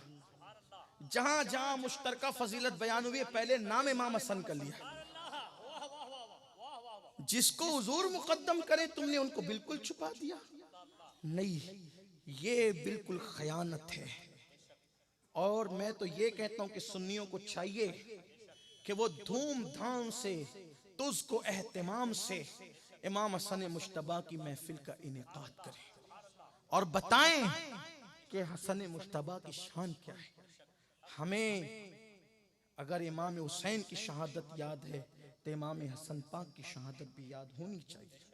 अगरचे तारीख में इख्तिलाफ है, हम तारीख की तरफ नहीं जाते। कोई 28 कहता है, कोई 5 रबीउल अव्वल कहता है, कोई 28 सफर कहता है, कोई 5, लेकिन हम तारीखों के मोहताज नहीं। जिस दिन नाम की महफिल सज जाए उसी दिन उर्स की बरकतें हमें नसीब हो जाए। हर दिन उनका दिन है, हर रात उनकी रात है। तो इमाम हसन पाक की जब शहादत हुई, शहादत के बाद जब आपका जनाजा लेकर के जाया गया और ये कि नाना के कदमों में दफन कर दे, तो मरवान जैसे बदबख्त ने कहा कि मैं इनको यहाँ दफन नहीं होने दूंगा। तलवारें निकल गई। लोगों की यहाँ मैयत होती है तो लोग कहते हैं यार आज इसका दिल न दुखाओ, इसके यहाँ बड़ा हादसा हो गया। जिसके घर से इमाम हसन चले गए थे उन्हें उस दिन भी तलवार निकालनी पड़ी। तलवार निकल गई, कहा हम दफन नहीं होने देंगे। अहले बैत के साथ बड़ा जुल्म हुआ है। और जब जंग की नौबत आई तो सैयदना अबू हुरैरा रज़ियल्लाहु ताला ने इमाम हुसैन से कहा कि आपके भाई ने यह भी तो वसीयत की थी। देखो कितनी दूर अंदेशी थी इमाम हसन की कि अगर मुझे नाना के कदम में दफन नहीं होने दें तो मुझे बकी में दफन कर देना। और फिर हज़रत अबू हुरैरा ने कहा कि इमाम ने तो ये भी कहा था ना कि अगर मुझे यहाँ दफन नहीं होने देंगे तो अम्मी के कदमों में दफन कर देना। तो आप तलवार ना निकालें, आप उन्हें वहाँ दफन कर दे। और इमाम हुसैन ने नमाज जनाजा पढ़ाई और फिर इमाम हसन पाक को बकी शरीफ में दफन किया गया। हज़रत अबू हुरैरा रोते जाते थे और चिल्लाते जाते थे, कहते थे रोने वालों रो लो, इसलिए कि तस्वीर नबी चली गई। रोने वालों जितना रो सकते हो रो लो, इसलिए कि तस्वीर मुस्तफ़ा चली गई है। और फरमाते हैं सैयदना अबू हुरैरा कि इमाम हसन मुजतबा के जनाजे में इतनी पब्लिक थी, इतनी भीड़ थी कि अगर कोई ऊपर से खजूर फेंकता तो खजूर जमीन पे नहीं गिर सकती थी, किसी ना किसी के ऊपर गिरती। इतना बड़ा मजमा था कि इतनी बड़ी तादाद में लोग इससे पहले मदीने मुनव्वरा में कभी नहीं देखे गए। ये इमाम हसन मुजतबा अला जद्दी व अलैहि सलाम की शहादत थी। और आपको इमाम हसन मुजतबा को जो है वो वालिदा के कदमों में सैयदा फातिमतुज़ ज़हरा के कदमों के अंदर दफन कर दिया गया। ये दर्दनाक आपकी शहादत है। इससे हमें सबक मिलता है कि ज़िंदगी में जब भी कोई ऐसे लम्हात आए कि कोई हम पे जुल्म करें तो हम सब्र का दामन थामें। जो सब्र इन्होंने किया है, जो सब्र हमारी जिंदगी में सब्र है ही नहीं। हम ईंट का जवाब पत्थर से देना चाहते हैं।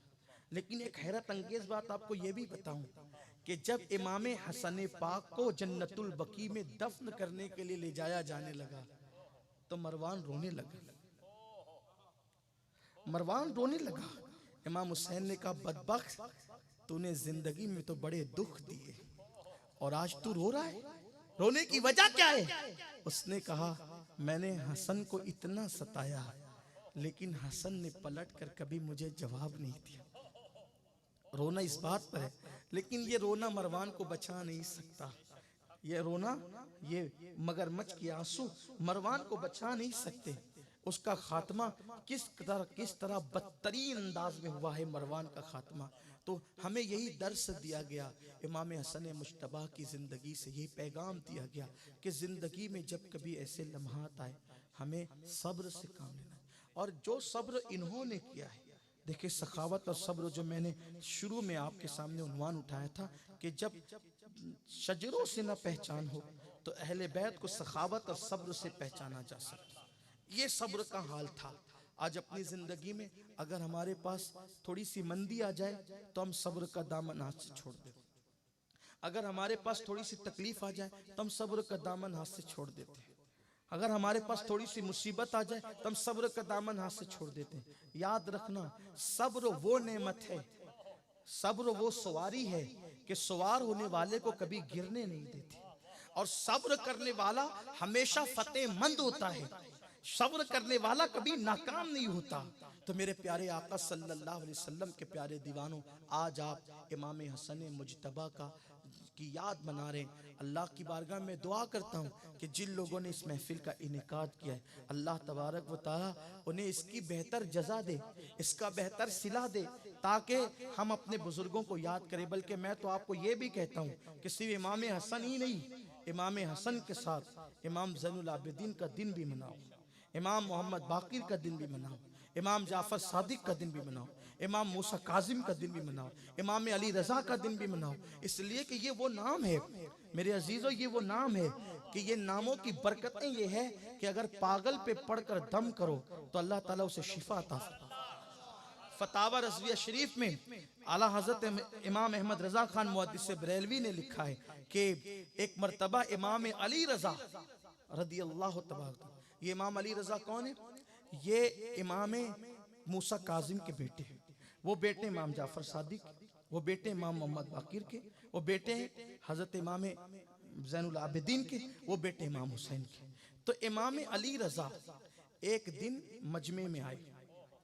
इमाम अली रजा थे इतने खूबसूरत, सुभान अल्लाह, इमाम अली रजा इतने खूबसूरत थे कि आपको अपने चेहरे पर पर्दा और नकाब डालकर चलना वाह वाह वाह वाह वाह वाह वाह। शायद ये दास्तान हुस्न आपने किसी और के ताल्लुक से नहीं सुना। ओह, इमाम अली रजा बहुत खूबसूरत थे। और शान क्या है, वो अली भी हैं और रजा भी। रजा भी है। हाय हाय हाय हाय, अली की रजा है, वाह अली वाह। की रजा है।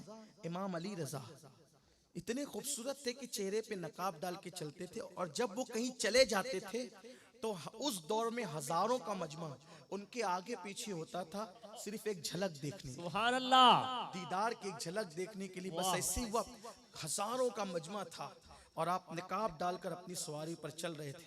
लोगों ने कहा इमाम चेहरे से नकाब उठाएं और एक झलक दिखाएं। तो आपने जब चेहरे से नकाब उल्टा तो एक गोगा और शोर हो गया, चिल्लाने का शोर हो गया, बड़ा शोर हुआ।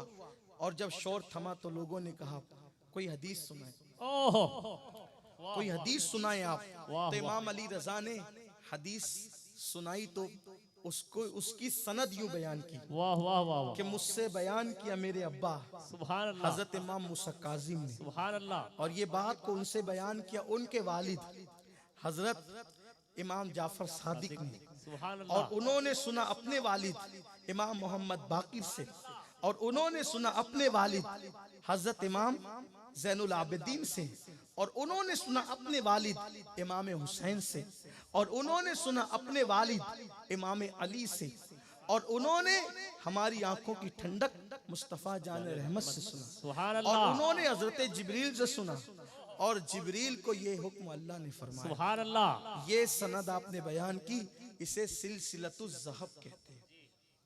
ये बात बयान करने के बाद आला हजरत लिखते हैं ये अन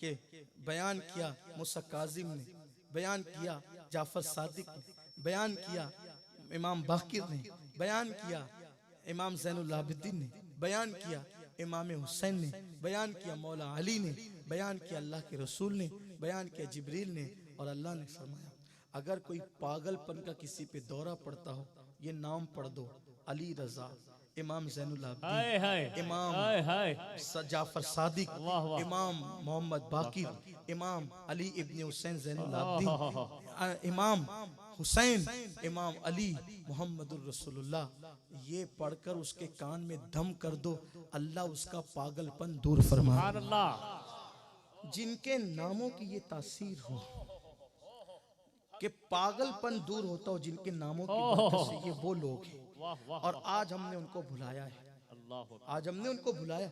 हम कहीं ना कहीं बड़ी माजरत के साथ, कहीं ना कहीं ये कौम या तो राफजियत के तरीके पे चली है या तो खारजियत के तरीके पे चली है।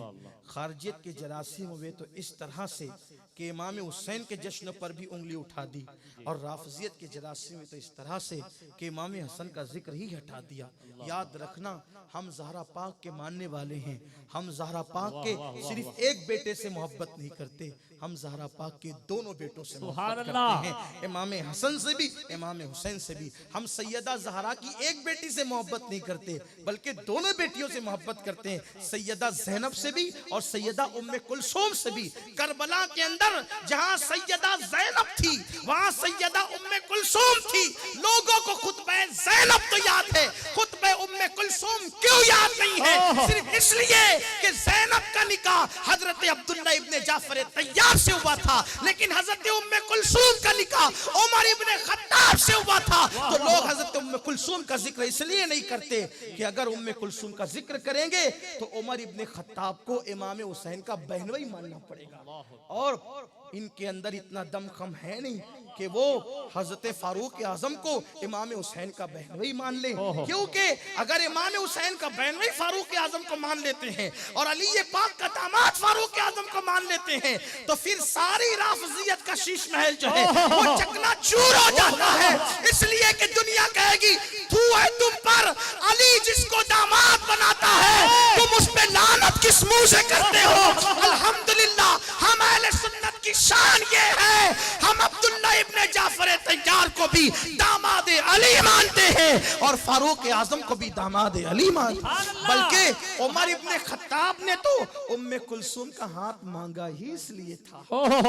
हजरत उमर इब्ने खत्ताब मौला अली के पास आगे कहते अली उम्मे कुलसूम का निकाह कर दो, तो अली ये पाक कहते हैं उमर इसकी उम्र आपकी उम्र के मुकाबले में छोटी है। हजरत उमर ने कहा अल्लाह की कसम नफसानी ख्वाहिशात की तकमील नहीं बल्कि रसूलुल्लाह का वो फरमान है कि सब के नसब ख़त्म हो जाएंगे लेकिन मेरा नसब क़यामत में काम आएगा। तो आपका दामाद बनकर फातिमा की बेटी से निकाह कर कर मैं हुजूर से ये नसब का रिश्ता जोड़ना चाहता हूं, जिसकी नेकियां आसमान के तारों के बराबर हो, जो कैसर किसरा का फातेह हो, जिसका जिक्र तौरात और इंजील में हो, वो उमर इब्ने खत्ताब अगर सैयदा फातिमा से रिश्ता जोड़ना चाह रहे हैं तो पता तो है कि नसब में कुछ तो है, नसब में कुछ।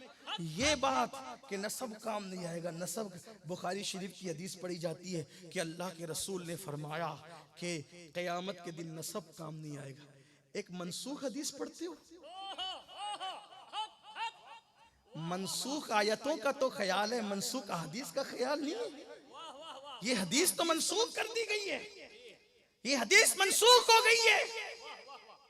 इरातुल अदब में इमाम अहले सुन्नत ने इसकी पूरी तहकीक पेश की है कि ये फरमान उस वक्त था जब अल्लाह के रसूल सल्लल्लाहु अलैहि वसल्लम को ये बात नहीं बताई गई थी कि नसब काम आएगा, लेकिन जब हुजूर अलैहिस्सलाम को ये बात बताई गई, क्योंकि अहले सुन्नत का ये अकीदा है कि हुजूर अलैहिस्सलाम को इल्म बतदरीज दिया गया है, जैसे जैसे कुरान का नुज़ूल होता गया वैसे वैसे हुजूर का इल्म बढ़ता गया। तो जब हुजूर अलैहिस्सलाम को ये बात बता दी गई कि नसब काम आएगा, तो अल्लाह के रसूल ने फिर ऐलान कर दिया कि सारे नसब और सबब मुनक़ते हो जाएंगे इल्ला नसबी व सबबी। बल्कि फिर नसब कैसे काम आया, नसब पे फख्र करना जायज नहीं है, लेकिन नसब बेमाना भी नहीं है। अल्लाह अकबर, मेरे आका ने नसब की बरकत खुद बयान फरमाई है। हुजूर फरमाते हैं कि मैंने जाफर तैयार को जन्नत में सोने के पर लगे हुए जो वो फरिश्तों के साथ उड़ते देखा। अब्दुल्ला इब्ने रवाहा भी शहीद हैं, अब्दुल्ला इब्ने रवाहा भी शहीद है, जनाब ज़ैद भी शहीद है, लेकिन हजरत जाफर भी शहीद है। तीनों एक ही जंग में शहीद हुए हैं। लेकिन मैंने पूछा तीनों शहीद हुए मगर जाफर को सोने के पर क्यों मिले? तो कहा आपके रिश्ते और नसब की बरकत की वजह से अल्लाह तबारक व तआला ने इनको ये मर्तबा। नारे तकबीर, नारे रिसालत, खानदान अहले बैत, नारे हैदरी। तो हुजूर के नसब की बरकत ये है कि हुजूर के नसब वाले जब नेकी करते हैं तो और लोगों के मुकाबले में उनको दुगना सवाब दिया जाए। एक तो मोमिन होने की हैसियत से और एक तो आले नबी होने की हैसियत से उनको अज्र उनका बढ़ा दिया जाता है। बस अपनी गुफ्तगू समेट लूँ, इसीलिए हमें हुक्म दिया गया कि रसूलुल्लाह के नसब का ख्याल करें। अल्लाह के रसूल अलैहिस्सलाम ने फरमाया, बात समेटते हुए मैं अपनी गुफ्तगू इख्तिताम पर जाते हुए, अल्लाह के रसूल ने फरमाया, जो लोग मेरी अहले बैत से नेक और मुत्तकी हैं उनसे तकवे की वजह से प्यार किया करो, और जो तुम्हारे मेयार के मुताबिक, हदीस पाक का मफ़हूम है, जो तुम्हारे मेयार के मुताबिक मुत्तकी न हो उनसे मेरी वजह से प्यार कर लिया करो, उनसे मेरी वजह से प्यार कर लिया करो। इसीलिए हमारे अइम्मा ने, हमारे बुजुर्गों ने नबी के ख़ानदान से कैसी मोहब्बत की है, कैसा प्यार किया है। बस इसी पे गुफ्तगू तमाम करता हूँ। उन्हीं प्यार करने वालों में जो ज़ात है उसको दुनिया इमाम अहमद रज़ा ख़ान, इमाम अहमद रज़ा ख़ान मुहद्दिस बरेलवी के नाम से जानते हैं। आला हज़रत तो बड़े अजीम थे, फ़कीह थे, मुहद्दिस थे, मुदब्बिर थे और रियाजी दां थे, साइंस दां थे, अजीम मुफ्ती थे, अजीम मुसल्लेह थे, मुजद्दिद थे। बड़ी अल्लाह ताला ने शानें दी, लेकिन वस्फ़ उनका जो ख़ास था वो ये कि वो नबी ये पाक सल्लल्लाहु अलैहि वसल्लम के सच्चे आशिक थे। वाह वाह। और सच्चे आशिक की पहचान ये है कि वो रसूलुल्लाह से जो चीज़ मंसूब हो जाती है, महबूब से इश्क, तो हुजूर की हर चीज़ से इश्क। अरे अल्लाह अकबर। एक बुजुर्ग फरमाते हैं कि हम तो मजनू से भी गैर गुजरे हो गए, हम तो मजनू से भी गैर, उसके पास तो इश्क मजाजी था लेकिन वो हमसे आगे निकल गया। हम तो इश्क हकीकी के दावेदार। तो किसी ने पूछा क्यों, तो कहा मजनू तो अपनी गली के अपनी लैला के गली के कुत्ते से भी प्यार करता था, और हमें क्या हो गया है कि हम महबूब की आल से भी प्यार नहीं करते। वो तो लैला के गली के कुत्ते से भी। एक दिन किसी ने मजनू को देखा कि वो अपनी आस्तीन पे रोटी रखकर कुत्ते को खिला रहा है, और किसी ने कहा, ओ मजनू, तू अपनी आस्तीन पे रोटी रख के इतनी अदब से कुत्ते को दे दे, कुत्ते को दे दे, कुत्ते को टुकड़ा डाल दे, आस्तीन पे रख के खिलाने की क्या बात है। तो उसने कहा, जानता हूँ कुत्ता है, लेकिन मेरी लैला की गली का कुत्ता है। इश्क का मिजाज होता है कि जिससे इश्क होता है उसकी हर चीज से प्यार होता है। आला हजरत तो आशिक रसूल थे वाकई। वहाँ कोई चिटिंग बाजियाँ नहीं थी, वहाँ हकीकत ही हकीकत, रियलिटी थी, हकायक थे, सच्चाई थी। और जो सच्चे दिल से महबूब को चाहता है, अल्लाह अगर वो महबूब के शहर के कांटों से भी इस तरह प्यार करता है। आला हजरत कहते हैं, ऐ उनके शहर के खार कशीदा है किस लिए। देखिए क्या अंदाज है बोलने का। उनके शहर के खार कशीदा है किस लिए, आंखों में आए, सर पे रहे, दिल में घर कर। रसूलुल्लाह के शहर के कांटे मुझसे नाराज क्यों हैं? भाई जो दूर रहता है वैसे लगता है ना कि नाराज है। भाई कोई दूर दूर रहता है, मुझे भाई क्यों नाराज हो, क्यों दूर दूर हो, जरा करीब आओ। तो कहते हैं ये कांटे मुझे चुभते क्यों नहीं, ये दूर दूर क्यों है, ये नाराज है क्यों नहीं चुभ रहे, ये नाराज क्यों है। तो कहते हैं ये नाराज क्यों है, क्यों नाराज है। इनका तो काम ये होना चाहिए, आंखों में आए, सर पे रहे, दिल में घर करें। और एक मकाम पे कहते हैं, ए खारे तैबा, पांव से क्या काम तुझे, ऐ मेरी जान, मेरे दिल में है रास्ता तेरा। ऐ मेरी जान, आपको पैर में नहीं आना चाहिए, आपको तो दिल में आना चाहिए। तो जो नबी के शहर के कांटों से इतना प्यार करता हो, वो नबी की औलाद से कितना प्यार करता हो, वो नबी की आले पाक से कितना प्यार करता होगा। और फिर अल्लाह अकबर, रसूलुल्लाह के शहर के कुत्ते के लिए कहते हैं, नबी के शहर के कुत्ते के लिए कहते हैं, आला हजरत को जिसने आला हजरत बनाया है वो उनका इश्क मुस्तफा है, वो उनका इश्क रसूल है। वरना उनके जमाने में तो फिका जानने वाले और भी थे, हदीस जानने वाले और भी थे। अल्लाह अकबर। कहते हैं, रजा किसी सगे तैबा के पांव भी चूमे, रजा किसी मदीने के कुत्ते के पांव भी चूमे। तुम और कि कितना दिमाग लेके चले। जो कुत्तों से इतना प्यार करता हो, हुजूर के शहर के कुत्तों से, वो नबी की आल से कितना प्यार करता हो। इम्तिहान यही होता है, इम्तिहान यही होता है। आला हजरत जब भी कभी ईद की नमाज पढ़ते थे तो पहले ढूंढते थे कि सैयद कहाँ है। ईद की मुबारकबाद अपने माँ बाप से पहले सैयदों को देते थे, सादात को देते थे हाथ चूम के, इसलिए कि वो जानते थे कि मैं रसूलुल्लाह के ज़ाहिरी दौर में पैदा नहीं हुआ, लेकिन उस दौर में तो मैं हूँ जिस दौर में नबी की औलाद मौजूद है। तो ईद की मुबारकबादी का सिलसिला सादात से शुरू होता था। और फिर जब महफिल में सादात होते और उनकी महफिल में सादात कोई हो, बड़े एहतमाम से बिठाए जाते थे, बड़े एहतमाम से। और जब कोई चीज़ तकसीम होती थी तो सबको एक एक दी जाती थी और सादात को डबल दी जाती। एक दिन कोई तकसीम करने वाला तकसीम करते करते एक सैयद साहब को उसने एक ही दे दिया, डबल नहीं दिया। जब पता चला तो नाराज हुए तकसीम करने वाले पे कि तूने एक ही क्यों दिया। और फिर फरमाया, अब एक काम करो, सैयद साहब को तुमने डबल नहीं दिया, एक ही दिया, इसका कफारा यह है कि शिरनी का पूरा थाल उठाओ और ले जाकर के उनके घर पहुंचा दो। एक मर्तबा एक सैयद साहब को रखा अपने घर काम पर, मालूम नहीं था कि ये सैयद साहब है, काम पे रख लिया। वो काम करते रहे, आते जाते रहे, एक दिन पता चल गया कि ये सैयद साहब है। तो घर वालों से कह दिया, इनसे काम नहीं लेना, बस ये आए जाएं बैठे रहें, काम इनसे नहीं लेना। और जितनी तनख्वाह इनकी तय की गई है बतौर नजराना हर महीना इनको दे देना।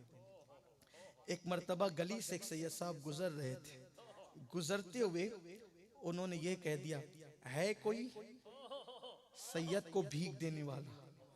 बिजली गिर गई, है कोई सैयद को बिजली गिर गई, आप उस दिन आपके यहाँ पर जब वो आपके छोटे भाई ने आपके हिस्से के पैसे लाके दिए थे, पूरा कटोरा लेकर के गए और कटोरा ले जाकर के उनके सामने कर दिया।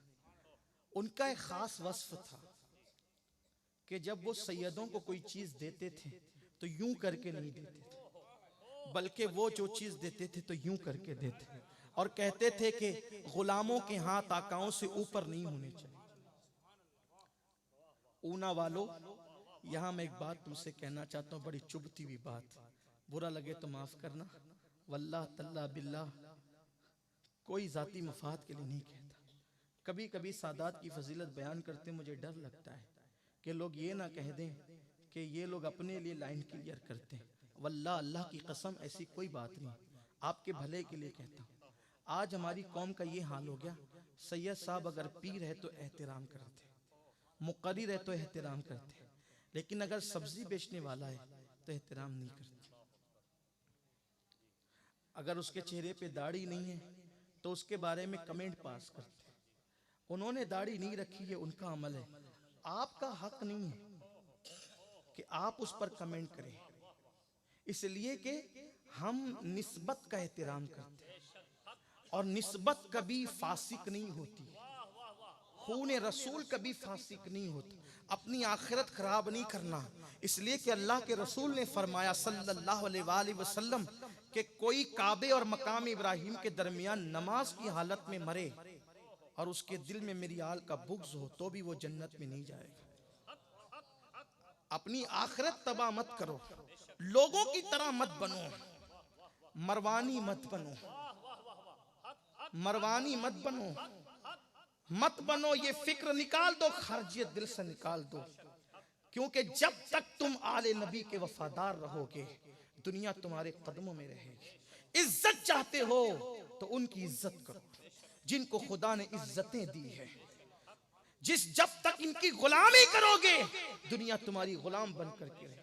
मैं देख रहा हूं कि ये जहन से निकलता जा रहा है। हम लोग मुकर्रिर आ गए, सैयद साहब बड़े एहतराम करेंगे, और खतीब आ गए, पीर साहब, सैयद साहब, ये तो एहतराम के लायक हैं, लेकिन नहीं, जो ठेला ढकेल रहा हो अगर वो भी सैयद है तो जितना मुकर्रिर काबिल ताज़ीम है उतना वो ठेला ढकेलने वाला सैयद भी काबिल ताज़ीम। और ये भी आपका याद रखना कि सिर्फ हाथ चूम कर सैयदों की ज़रूरत पूरी नहीं होती, उनकी गरीब बेटियों की शादियाँ, उन गरीब सादात के बच्चों की लिखाई पढ़ाई तालीम। अभी मैं तकरीबन 2-2.5 घंटा मोहसिन मिल्लत हज़रत सैयदी पीर बापू के साथ बैठा था, तो बातें चल रही थी सादात की तालीम के बाद। हज़रत ने मुझे फरमाया कि मैंने कहा कि मैं पढ़ाऊंगा सैयदों के बच्चों को, लेकिन लोग जो है वो लिल्लाह रकम से मेरा ताउन तो करें। तो उन्होंने कहा सैयद साहब हैरत है कि किसी ने हाथ तक नहीं किया। अल्लाह अल्लाह अल्लाह अल्लाह। अल्लाह के रसूल अलैहिस्सलाम ने फरमाया कि जो मेरी अहले बैत की मदद करेगा क़यामत के दिन ढूंढ कर उसकी शफाअत कर। हाय हाय हाय हाय हाय हाय, सब हुजूर को ढूंढते होंगे, सब हुजूर को, और हुजूर अलैहिस्सलाम उनको गोया के तलाश रहे होंगे कि जो अहले बैत की मदद करने वाले, उनके लिए तगोदो करने वाले हो। तो एक सैयद साहब ने तो मुझे, आपके गुजरात के एक सैयद साहब ने कहा कि मैं मुंबई आया था, मैंने कहा कि शाह साहब कैसे आना हुआ, तो कहा कि मेरे भाई का ऑपरेशन के लिए मुंबई आया था। मैं कहा फिर, तो बोले यहाँ कुछ मानने वाले रहते हैं हमारे गुजरात ही के, बड़े मालदार लोग हैं, तो मैंने सोचा कि वो कुछ मदद कर देंगे। तो मैं गया उनके ऑफिस पर, तो मैंने कहा कि मेरे भाई का ऑपरेशन है, ऑपरेशन के लाया हूँ। अब बापू माशाल्लाह हाथ वाथ चुमा, चाय पिलाई, और जाते हुए 500 रुपये पेश किया, कहा कि दुआ में याद रखना। ये सूरत हाल है। मुसलमानों सोचो, अगर हम सादात को देते हैं तो क्या देते हैं? आपका हमारा क्या है? उन्हीं के नाना की खैरात है। अपना क्या है? ईमान मिला उनके सदके, कुरान मिला उनके सदके, रहमान का पता मिला उनके सदके, उनके नाना ही से तो सब कुछ मिला है। और हम इतने गैर गुजरे हो गए, सबके लिए दिल बड़े हैं। अगर दिल छोटे हैं तो अहले बैत के लिए। ओहो नहीं नहीं नहीं, अल्लाह के रसूल अलैहिस्सलाम ने फरमाया कि अगर उम्र लंबी चाहते हो खैर के साथ तो मेरी अहले बैत की खिदमत किया। सुभान अल्लाह।